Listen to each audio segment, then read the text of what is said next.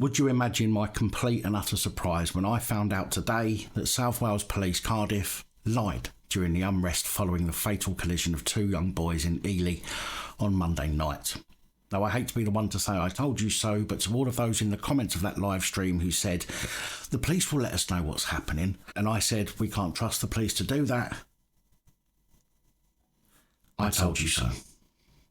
It has now been revealed today that even after the police's official statement on Monday night that said South Wales Police is investigating a serious road traffic collision and scenes of violent disorder which happened in the Ely area of Cardiff last night, shortly after 1800, yesterday we received a report of a serious road collision on Snowdon Road which resulted in the deaths of two teenage boys. Police responded to this collision, which had already occurred when officers arrived, and they remained on scene to manage a large-scale disorder until the early hours of this morning.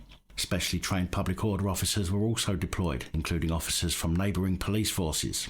Several vehicles were set alight, property was damaged, and police officers were injured during the incident. Well, it appears now that the boys were in fact being chased by police at the time of the collision, in which 15-year-old Harvey Evans and 16-year-old Kyrie Sullivan tragically lost their lives when they ploughed into an oncoming bus.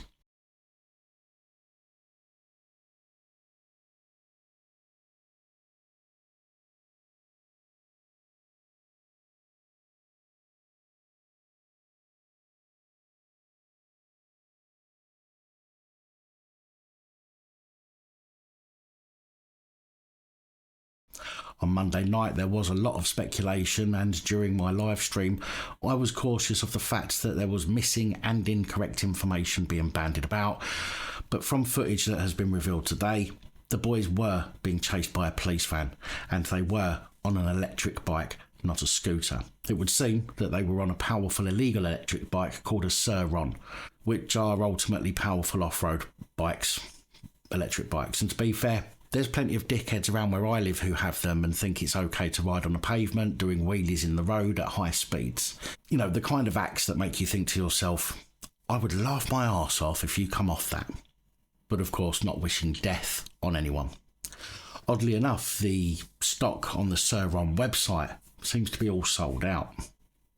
Now, I have had a quick look back at South Wales Police's Twitter feeds, and although I might have missed it, it's quite possible, it looks to me like they may have removed the update where they said they were not on scene until after the collision, which is clearly untrue, as the CCTV footage was just 1 or 2 minutes before the incident.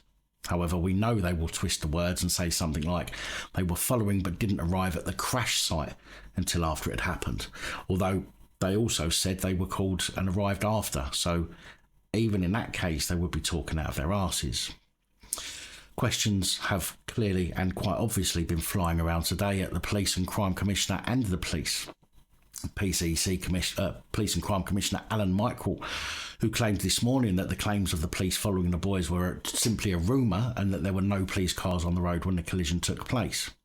In fact, he said, quote, rumours of a police chase prior to the crash had become rife shortly before locals crashed with officers, but said this version of events was not the case. Clearly not. Chief Superintendent Martin Stone said we've received CCTV footage which shows a police vehicle following a bike at just prior to 6 p.m. This footage is being recovered as part of the investigation and will assist us in piecing together the circumstances leading up to the collision. But what about the radio traffic from the plod in the vehicle? There's absolutely no way that there wasn't any. The bike and police van were travelling at speed, and although it does appear as if the police van's lights were off, in order to travel at that speed in a pursuit situation, they need authorisation, so someone, somewhere, knew what was going on. But don't get me wrong, as I've said in my live, the boys, if they were being chased, shouldn't have been on a bike in the first place, but they shouldn't have been chased unless it was a serious offence they were being chased for, such as mugging an old lady. I don't think people should get away with actually breaking the law, but if the police can track a Twitter troll down and send a dozen cops to their address, then police should be able to find out who these two boys were and deal with them after the fact without putting people's lives in danger. Police have said that 11 officers were hospitalised during the unrest in Ely on Monday night, and an additional 4 were treated at the scene. And this to me seems like a simple sympathy vote statement. Look at me, we got her. And in all fairness, the destruction that took place shouldn't have happened. But for fuck's sake, just do your job and stop crying about getting a boo-boo when you're in the midst of it. Years of destroying the trust between the public and yourselves is to blame for that, and that is your fault.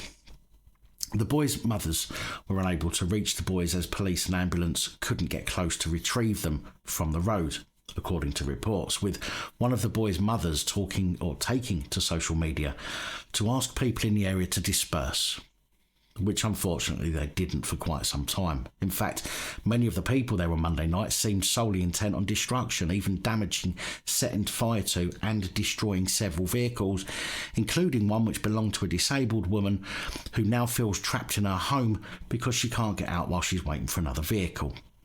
This again is something that I mentioned on the night in question.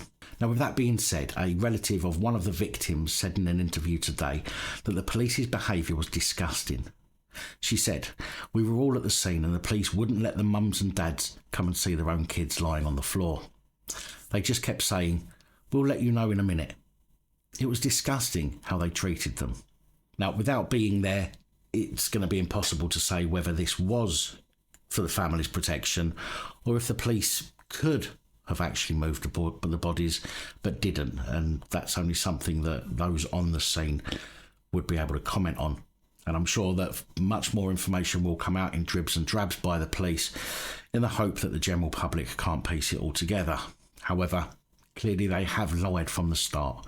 And since there were deaths, the IOPC have now been informed via a mandatory referral from the force. Although, personally, I don't really have much faith in them either. I will, of course, bring you further news on this as I get it and as I manage to piece it together myself.